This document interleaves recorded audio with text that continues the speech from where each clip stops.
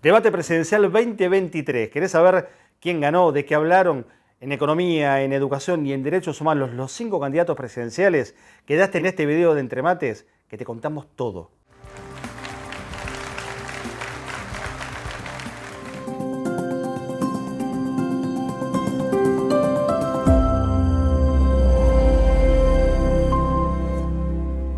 ¿Qué tal? ¿Cómo les va? Bienvenidos a esta nueva emisión de Entre Mates, hoy con un formato distinto, sin entrevista. Tenemos a mitad de camino entre el debate que tuvo lugar el último domingo y el que tendrá su espacio el domingo 8 de octubre en la Facultad de Derecho. El domingo en Santiago del Estero, en esto que hace algún tiempo en la Argentina ya es una ley que obliga a los candidatos presidenciales a debatir en 2 oportunidades. Con una mirada federal, los candidatos que fueron aquellos que superaron el trámite de las PASO el último 13 de agosto tuvieron el domingo su posibilidad de dar su opinión, su mirada y de intercambiar entre ellos también sobre 3 ejes que fueron decididos de común acuerdo entre los comandos de campaña y también la participación popular en uno de los ejes allí propuestos. Hablamos de economía, hablamos de educación y de derechos humanos. Sobre eso vamos a ir picando, saltando, repasando un poquito con la mirada de nota al pie sobre lo que fue este primer debate presidencial. Y decíamos un entretiempo, porque como son 2, estamos a mitad de camino. No voy a spoilear, no voy a anticiparme, pero sobre el final también vamos a decir si hubo ganadores o perdedores en este caso. Alguna pista le voy dando. Miren, ya voy anticipando. No tenemos claro si hubo ganadores y perdedores, pero tal vez entre lo que vimos el domingo y lo que veamos el domingo próximo podamos tener igual. Si armamos un ping-pong, cada uno de los 5 tuvo un primer, un segundo, un tercero, un cuarto y un quinto lugar en esta tabla, en este debate presidencial. Nota al pie, emisión especial, debate, camino a las elecciones del 22 de octubre. Y el primero de los ejes tuvo que ver con la economía. Claro, si hay un tema en estos tiempos en la República Argentina, tiene que ver con la situación económica, con los ingresos, obviamente con 7, 8 años consecutivos de caída en los mismos de parte de los asalariados en nuestro país, los 4 años del macrismo, los años de este gobierno del Frente de Todos que está terminando y la pandemia, por supuesto, hacen que quienes vivimos de los ingresos en la Argentina se nos haga cada vez más cuesta arriba soportar el peso de una canasta básica creciente, el peso de una inflación galopante. Y acá aparecía, si se quiere, en la previa, el punto central de la expectativa, porque uno de los candidatos, hablamos del ministro de Economía, Sergio Massa, precisamente tiene esa doble condición de candidato, pero al mismo tiempo de ministro ejecutor de un programa, él lo había dicho mucho en la previa, impuesto por el Fondo Monetario Internacional. Queda claro que un programa de ajuste en la Argentina con esas características golpea siempre sobre los sectores más humildes, más postergados, sobre los sectores de la producción, del trabajo, del empleo. Bueno, todo eso era la previa del debate. Ahí estuvo Javier Milei, primero en las PASO, economista de formación y con las propuestas más rupturistas, si se quiere, en donde el día del debate prácticamente no las mencionó. Vamos a tener que buscar un archivo y casi que, yo le diría, ni con inteligencia artificial vamos a encontrar que haya hablado de dolarización, porque se trataba del gran caballito de batalla con las idas y vueltas, las contradicciones, todo lo que implicaba que los economistas que están en su equipo lo desmintieran, que desde el Fondo Monetario, de los círculos de poder dijeran eso no es viable y sin embargo en el debate de la dolarización prácticamente no estuvo presente. Había alguna expectativa sobre la posibilidad del anuncio de Roberto Labaña como un posible ministro de Economía si Sergio Massa era candidato y esto finalmente no ocurrió. Sí apareció la idea de una moneda digital argentina en tiempos en donde está en tensión en el mundo qué pasa con las monedas digitales, qué pasa con el Bitcoin, por ejemplo, que es el más conocido de todos estos tipos de elementos. En primer lugar, vamos a poner en marcha la moneda digital argentina.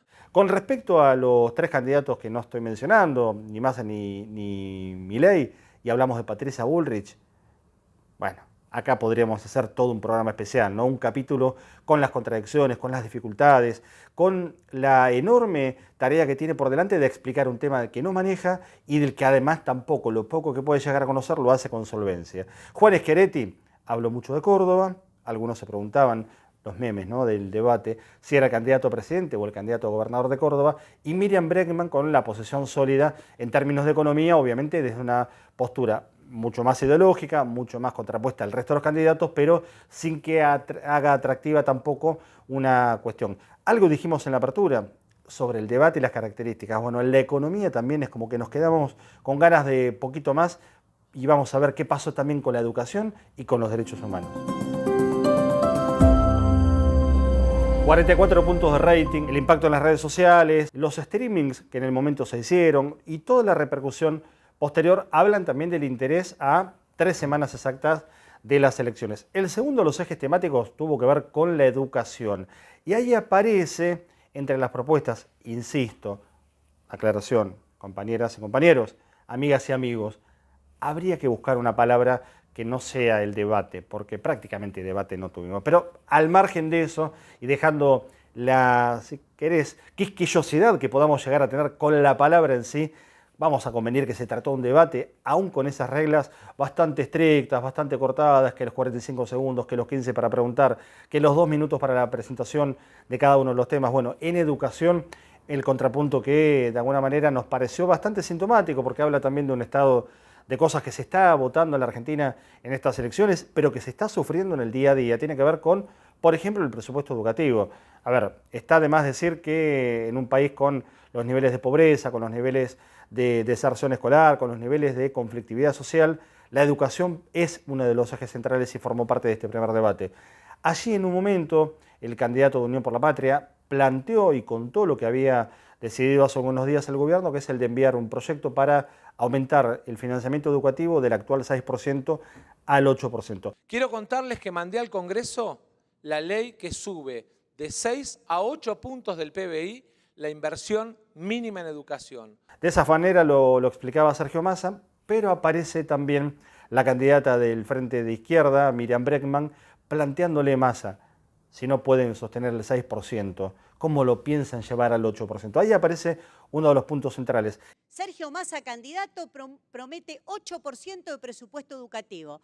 Pero Sergio Massa, ministro, no puede garantizar el 6% que dice la ley actual. Y después, por supuesto, el eje que se dio en el contrapunto entre Javier Milei y su idea de los vouchers, de la que habló poco también en el debate, porque lo venía meneando como uno de sus temas, los vouchers educativos, que tuvo una rápida e ingeniosa respuesta, tal vez la más ingeniosa, de parte de Patricia Bullrich, que no es una especialista en educación, pero le dijo: Milei, ¿vas a llevar en serio a una escuela en La Puna un sistema de vouchers? Bueno, ahí apareció, si querés, el momento como más brillante de Patricia Bullrich. Todo esto pasó en el formato del debate, en el eje puntual de educación. Una de las particularidades que tuvo este primer debate fue el de poder introducir mediante una votación popular algunos temas que estaban planteados y que no habían tenido lugar en el acuerdo entre los distintos partidos políticos que llegaron a esta instancia y decidieron sobre qué temas iban a versar sus intervenciones y también sus contrapuntos. Y fue el caso de derechos humanos. Obviamente algún candidato, puntualmente Javier Milei, no hubiese optado de ninguna manera por incluir esto en el temario del debate, pero sin embargo la voluntad popular lo logró meter. Es un año muy particular, son los 40 años de la democracia en la Argentina, y además la previa marcaba que Javier Milei llegaba con una candidata a vicepresidenta, Victoria Villarruel, que había tenido en las últimas semanas posturas ya no solo negacionistas de la dictadura, lo cual podría implicar un debate, sino abiertamente defensora de las políticas ejercidas durante ese periodo en la Argentina que costó tanta desolación, tanto dolor, tanta muerte, tanto exilio. Y puntualmente sobre eso Javier Milei ancló una de sus intervenciones más cuestionadas y más polémicas, cuando habló de la cifra de los desaparecidos en la Argentina. No fueron 30.000 los desaparecidos, son 8.753. Por otra parte, estamos absolutamente en contra de una visión tuerta de la historia. Para nosotros durante los 70 hubo una guerra. Y en esa guerra, las fuerzas del Estado cometieron excesos. Y por tener el monopolio de la violencia, le vale todo el peso de la ley. Pero también los terroristas de Montoneros, los terroristas del ELERT, mataron gente, asesinaron gente, torturaron gente, pusieron bombas, hicieron un desastre y también cometieron delitos de lesa humanidad. En ese sentido hay que hacer una aclaración que viene al caso y que tiene que ver con poner exactamente las cosas en su lugar. En la Argentina hubo delitos de lesa humanidad cometidos por el Estado genocida, por el Estado encabezado por las juntas militares. Y no hubo en la Argentina delitos de lesa humanidad cometidos por organizaciones que optaron por la lucha armada en la década del 60 y del 70, por una sencilla razón, y no es un capricho de la política, no es un capricho de quienes estamos analizando, contando esto, no es un capricho de algún candidato, son las convenciones y son las leyes que rigen en la Argentina. Los delitos que pudieron haber cometido organizaciones armadas desde la política tienen que ver con decisiones políticas, pero de ninguna manera son delitos de lesa humanidad. Eso le respondió puntualmente Miriam Bregman en lo que fue, claro, uno de los contrapuntos centrales de este debate en torno a los derechos humanos. Sí, necesitaría 4 o 5 horas para contestar las barbaridades que he escuchado. Mientras haya desigualdad social, la libertad será solo para los ricos. Esos ricos, esas clases dominantes que fueron capaces de imponer una dictadura genocida en nuestro país y tener como resultado 30.000... Su tiempo... Por eso me indigna y no voy a naturalizar que vuelvan las ideas negacionistas y mucho menos que hablen de libertad aquellas personas que justifican los secuestros y los campos de concentración de la dictadura.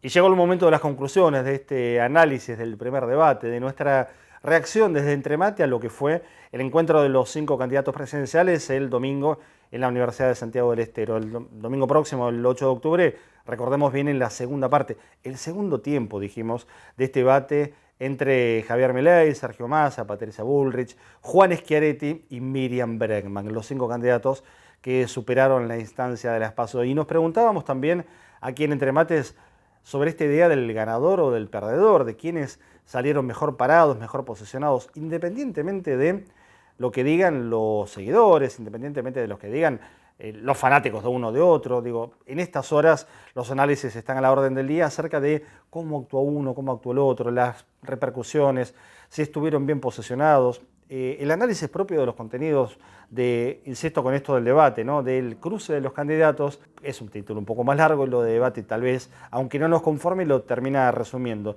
Y acá nosotros decíamos, a pesar de no estar de acuerdo con la metodología de elegir un ganador o un perdedor, vamos a jugar un poquito este ejercicio. Y tiene que ver con que en este caso de los 5, vamos a coincidir entre los compañeros y compañeras que estamos aquí, hay por lo menos 3 ganadores y 2 perdedores. Vos me dirás, ¿cómo puede haber 3 ganadores y 2 perdedores?